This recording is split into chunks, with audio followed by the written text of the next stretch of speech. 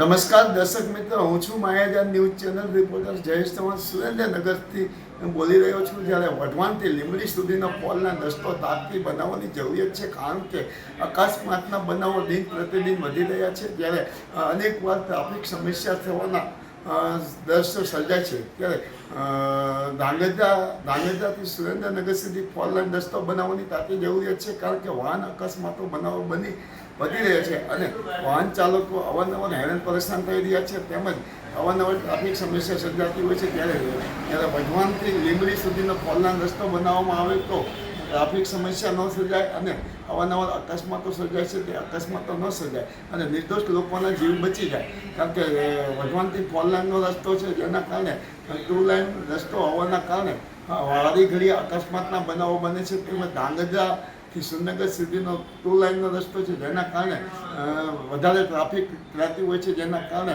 Road અકસ્માતના બનાવો બનતા હોય છે અને નિર્દોષ લોકોના જીવ ગુમાવવામાં આવતા હોય છે.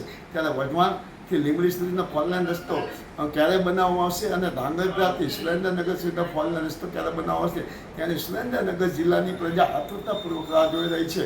ત્યારે સુરેન્દ્રનગર જિલ્લાના જ્યારે વઢવાણથી લીંબડી સુધીનો અને ધાંગધ્રાથી સુરેન્દ્રનગર સુધીનો ફોર લાઈન રસ્તો બનાવવામાં આવે તેવી જિલ્લાની પ્રજાની લોક પ્રબળ માંગ ઉઠવા પામી છે. માયાજાન ન્યૂઝ ચેનલ.